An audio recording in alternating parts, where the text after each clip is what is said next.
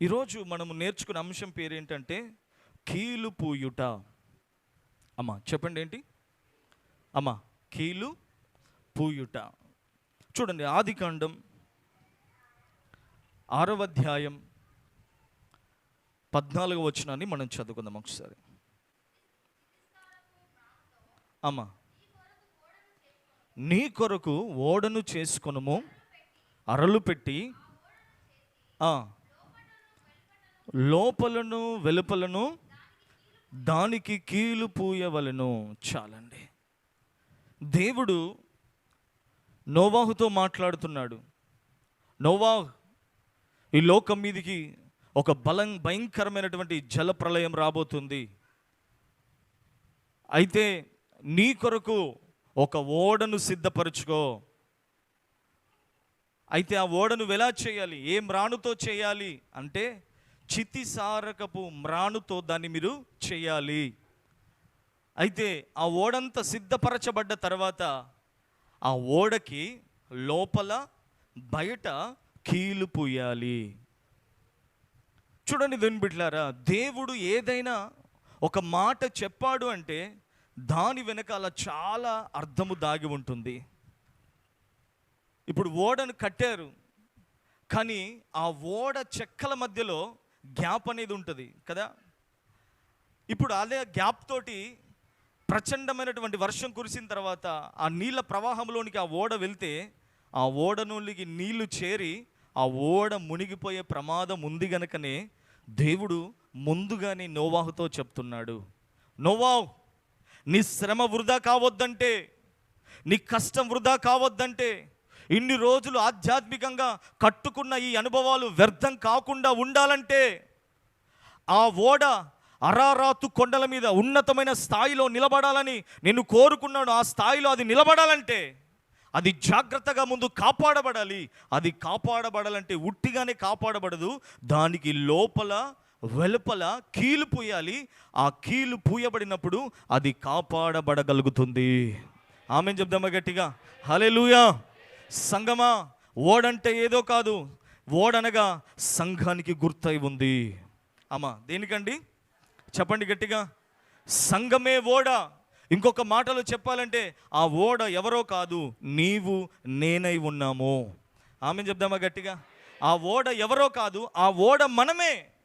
ఇప్పుడు ఆ ఓడ నిలబడాలంటే, ఆ ఓడ కాపాడబడాలంటే, ఆ ఓడ భద్రముగా నీళ్ళ మీద నడవాలంటే, నీళ్ళ మీద నిలవాలంటే, నీళ్ళ మీద నడుస్తూ ఒక ఉన్నతమైన స్థాయికి చేరుకోవాలంటే అందులోనికి ఒక నీటి చుక్క కూడా రాకూడదు, నీటి బొట్టు కూడా రాకూడదు. అలాంటప్పుడే ఆ ఓడ కాపాడబడగలుగుతుంది.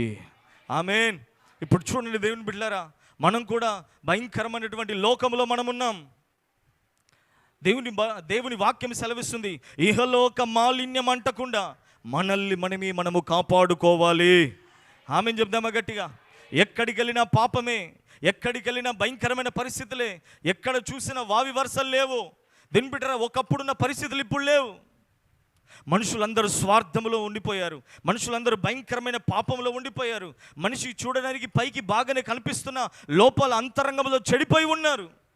ఒకరిని నమ్మి ఇంకొక మనిషిని తోడుగా పంపించే పరిస్థితులు లేవు ఈరోజు. అందుకే ఇలాంటి పాప ప్రపంచంలో, ఇలాంటి పాప సమాజంలో ఒక క్రైస్తవుడుగా నువ్వు బతకాలంటే నీ ఓడకు, నీ ఆత్మీయ జీవితానికి కూడా కీలు పూయాలి. ఆ కీలు పూయబడ్డప్పుడే నీవైనా నేనైనా మనమందరము కాపాడబడగలుగుతాము. ఆమేన్. హల్లెలూయా, హల్లెలూయా. దీని బిడ్డారా, ఒకప్పుడు నోవాహు కాలము జల ప్రళయాన్ని రప్పించాడు. అయితే ఇప్పుడు నేను అంటున్నాను, ఆ కాలంలో వారు కాపాడబడ్డట్లుగా నేను అంటున్నాను, ఈ కాలంలో, ఈ తరములో మనం కాపాడబడుదుముగాక. నోవాహు తరములో నోవాహు కాపాడబడ్డాడు. నేను అంటున్నాను, ఈ తరములో, ఈ భక్తిహీనుల మధ్యలో, ఈ మూర్ఖుల మధ్యలో, ఈ బలహీనుల మధ్యలో దేవుని బిడ్డలారా మనము నిష్కపటమైనటువంటి ప్రవర్తన గల మారమై దేవుని సన్నిధిలో మనమందరము కాపాడబడుదుముగాక. ఆమేన్. హల్లెలూయా, హల్లెలూయా. దేవుని బిడ్డలారా, నేను చెప్పాల్సిన ఒక మాట ఏంటంటే దేవుని రాకడ చాలా సమీపంగా ఉంది. ఎన్నో యుద్ధ వాతావరణాలు మనం చూస్తున్నాం. దేవుని బిడ్డలారా, దేశం మీదికి దేశం, రాజ్యం మీదికి రాజ్యం లేస్తున్నాయి.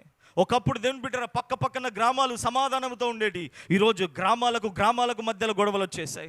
ఒకప్పుడు మండలాలు కలిసి ఉండేవి. ఈరోజు మండలాలకు మధ్యలో పోరాటాలు వచ్చేసాయి. ఒకప్పుడు జిల్లాలు కలిసి ఉండేవి. ఇప్పుడు జిల్లాకు మధ్యలో వాగ్వాదాలు, గొడవలు రేగుతున్నాయి. ఒకప్పుడు రాష్ట్రాలకు బాగుండేది. ఈరోజు రాష్ట్రాలకు గొడవలు ఏర్పడుతున్నాయి. నేను అంటున్నాను దేవుని బిడ్డరా, ఎక్కడ సమాధానము లేదు, ఎక్కడ దేవుని బిడ్డరా నెమ్మది లేదు. ఎక్కడ చూసిన గొడవలు, అల్లకల్లోలు, ఎక్కడ చూసిన యుద్ధ వాతావరణాలు, ఎక్కడ చూసిన భయంకరమైన పరిస్థితులు. నేను అంటున్నాను, ఈ భయంకరమైన అసమాధాన పరిస్థితిలో దేవుడు సంఘాన్ని సమాధానపరిచి, పరిశుద్ధపరిచి దేవుడు రానై ఉన్నాడు. ఆమేన్, హల్లెలూయా.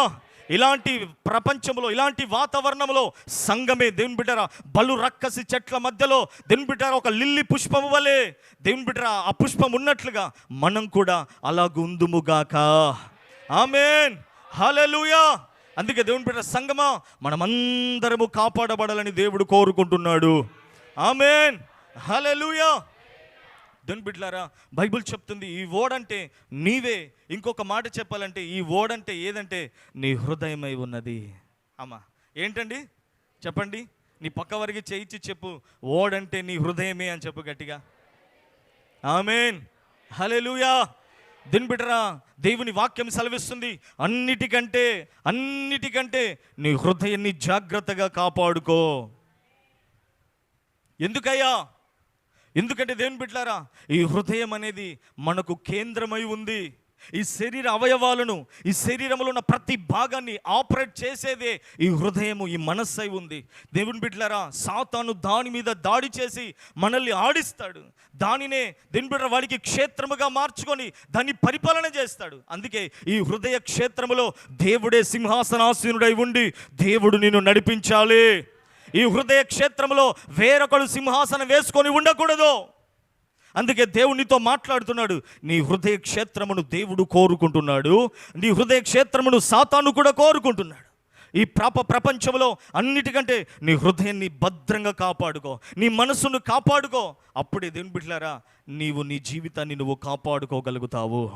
ఆమేన్, హల్లెలూయా. ఈరోజు నీ హృదయానికి కీలు పోయాలని దేవుడు కోరుకుంటున్నాడు. ఆమేన్.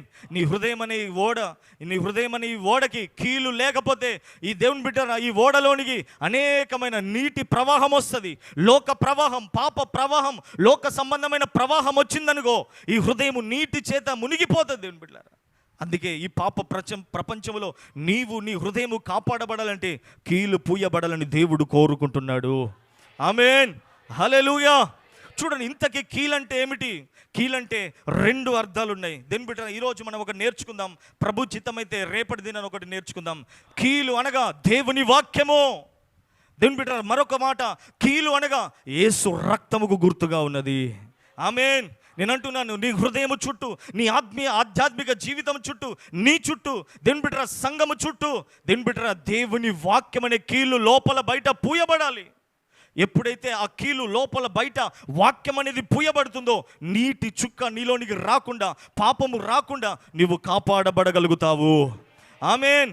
అందుకే సంగమా, ప్రతి క్రైస్తవుడు, ప్రతి బిడ్డ, ప్రతి ఒక్క వ్యక్తి కూడా దేవుని వాక్యము చేత లోపల బయట కీలు పూయబడాలని కోరుకుంటున్నాడు. ఆమేన్, హల్లెలూయా, హల్లెలూయా.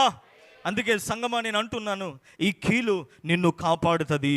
ఈ కీలు నీ హృదయాన్ని కాపాడబోతుంది. ఈ కీలు దేవుని బిడ్డలారా నీ ఓడ మునిగిపోకుండా కాపాడబడబోతుంది. ఆమేన్. నేను అంటున్నాను దేవుని బిడ్డ, ప్రపంచంలో బైబిల్లో రాయబడిన మాట, ఎన్నో ఓడలు బద్దలైపోయినట్టుగా చూస్తున్నాం, ఎన్నో ఓడలు మునిగిపోయినట్టుగా చూస్తున్నాం, ఎన్నో ఓడలు దేవుని బిడ్డ అద్దరికి చేరకుండా మధ్యలోనే బద్దలైపోయినట్లుగా చూస్తున్నాం. అయితే నీ ఓడ బద్దలు కాకుండా, నీ ఓడ మునిగిపోకుండా, నీ జీవితం మునిగిపోకుండా, నీ జీవితం వ్యర్థం కాకుండా ఉండాలంటే దేవుని బిడ్డలారా, ప్రభు నీతో మాట్లాడుతున్న ఒక అద్భుతమైన మాట ఏంటంటే, నీ ఓడకి దీని బిడ్డ లోపల బయట కీలు పూయబడితే ఆ ఓడ మునిగిపోదు, ఆ ఓడ బద్దలు కాదు, ఆ ఓడ అద్దరికి చేరబోతుంది. అద్దరికి అనగా దేవుని బిడ్డ పరలోకం చేరబోతుంది. అద్దరికంటే దేవుని సన్నిధికి చేరబోతుంది. అద్దరికంటే దేవుని సింహాసనాన్ని చేరబోతుంది. ఎన్నో ఓడలు ప్రయాణం చేసి మధ్యలో మునిగిపోయినట్టుగా చూస్తున్నాం. అయితే సంగమా, ఈ మందమరి ప్రాంతంలో ఉన్న సంఘాన్ని దేవుడు కనికరించాలని కోరుకుంటున్నాడు. దేవుడు కృప చూపాలని కోరుకుంటున్నాడు. ఇదిగో సంగమా, ఇక్కడ కూర్చున్న మనందరినీ దేవుని ప్రేమ ఎన్నుకున్నది. దేవుడు అనాది కాల సంకల్పంలో దేవుడు మనలందరినీ కోరుకున్నాడు. దేవుని బిడ్డారా, మన కొరకు ప్రాణం పెట్టాడు, మన కొరకు సింహాసనాన్ని విడిచిపెట్టాడు, మన కొరకు మహిమను విడిచిపెట్టాడు, మన కొరకు దేవుని బిడ్డ దాసుడిగా మారాడు. నీ శరీరం ఎలా ఉందో నీ శరీరం వంటి శరీరమే ఆయన దాల్చాడు. ఎందుకో తెలుసా? పాపములో ఉన్నావని, శాపములో ఉన్నావని, దరిద్రతలో ఉన్నావని, లోక బంధకాల్లో ఉన్నావని నిన్ను విడిపించుటకు దేవుడే దిగి వచ్చాడు. ఆమేన్. నేను అంటున్నా దేవుని బిడ్డారా, ఒక్క మాట చెప్పాలంటే నీకంటే ఎక్కువగా నా దేవుడు నిన్ను ప్రేమిస్తున్నాడు. ఆమేన్, హల్లెలూయా. నేను అంటున్నా దేవుని బిడ్డరా, ప్రేమ లేకపోతే ఏ వ్యక్తి కూడా మనల్ని చేరదీయలేడు. ప్రేమ లేకపోతే ఏ వ్యక్తి కూడా మన దగ్గరికి చేర్చుకోలేడు. ప్రేమ లేకపోతే కనీసం మనతో మాట్లాడేవారు కూడా ఎవరు లేరు. నేను అంటున్నాను దేని బిడ్డరా, ప్రేమ కలిగి ఉన్నాడు గనుకనే దేవుడు మన కొరకు దిగి వచ్చి ప్రాణం పెట్టాడు. మనం ఇంకను పాపలమై ఉండగానే, మనం ఇంకను అతిక్రమంలో ఉండగానే, మనం ఇంకను దేవునికి దూరముగా ఉండగానే ఆయన మనకు దగ్గరయ్యాడు. ఆయన మన దగ్గరికి వచ్చాడు, మన కొరకు ప్రాణం పెట్టాడు. నువ్వు అడగక మునిపే నా దేవుడు నీ విషయంలో ప్రాయశ్చిత్తముగా తనను తాను బలియాగముగా అర్పించుకున్నాడు. ఇది నిజమైన ప్రేమ. అందుకే సంగమా, నన్ను ప్రేమించేవారు ఎవరు లేరు అనకు. నేను అంటున్నాను, అందరికంటే ఎక్కువగా నిన్ను ప్రేమించే దేవుడు నీకున్నాడు. ఆమేన్, హల్లెలూయా. అందరూ సక్సెస్లో ఉన్నప్పుడు ప్రేమిస్తారు, మంచి స్థాయిలో ఉన్నప్పుడు ప్రేమిస్తారు. దీని బిడ్డ అందచందంగా ఉన్నప్పుడు ప్రేమిస్తారు. దీని బిడ్డ ఉద్యోగాలు వ్యాపారాల్లో మంచి క్లిక్ అయితే ప్రేమిస్తారు. ఇలాంటివి అన్ని విషయంలో పాజిటివ్గా ఉన్నప్పుడే ప్రేమించగలుగుతారు. కానీ నేను అంటున్నాను, పాపములో ఉండగా, అతిక్రమములో ఉండగా, దీని బిడ్డ దోష శిక్ష నేరారోపణలో మనం ఉండగా మనల్ని ప్రేమించింది ఒక యేసై ఉన్నాడు. ఈ ప్రపంచంలో ఇలాంటి ప్రేమ చూపగలిగిన ఏ దేవుడు కూడా లేడు. అందుకే సంఘం అని చెప్పాల్సిన ఒక మాట చాలా జాగ్రత్త. ఇంత ప్రేమను ప్రేమించి ప్రాణం పెట్టాడే, ఇంత రక్తము కార్చాడే, ఇంత త్యాగం చేసేస్తే దేవుని వాక్యం సెలవిస్తుంది ఆయన ప్రాణము వృధాగా అయిపోతుందేమో అన్నంత పరిస్థితి మనలో కలుగుతుంది. పౌలు కూడా అంటున్నాడు, అయ్యో మా ప్రసవ వేదన ఎక్కడ వృధా అయిపోతుందో, మా ప్రయాసం ఎక్కడ వృధా అయిపోతుందో అని సంఘాల గురించి దేవుని బిడ్డ పౌలు చింతిస్తున్నాడు. ఎందుకయ్యా?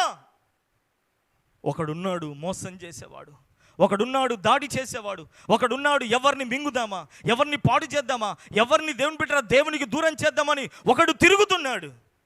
అందుకే దేవుని బిడ్డరా, వాడు మిమ్మల్ని ఎక్కడ పాడు చేస్తాడో, ఎక్కడ దేవునికి మిమ్మల్ని దూరం చేస్తాడో, ఎక్కడ దేవుని ప్రేమకు, దేవుని వాక్యానికి, దేవుని యొక్క స్పర్శకు మిమ్మల్ని దూరం చేస్తాడేమో అని ఒక సంఘ సేవకుడిగా నేను కూడా మీ విషయంలో ఎంతో ప్రసవ వేదన పడుతున్నాను. ఆమేన్, హల్లెలూయా. సంఘం ఒక్క మాట, యేసయ్య ప్రాణ త్యాగం నీ జీవితంలో వృధా కాకూడదు. యేసయ్య ప్రాణ త్యాగం నీ జీవితంలో వృధా కాకూడదు.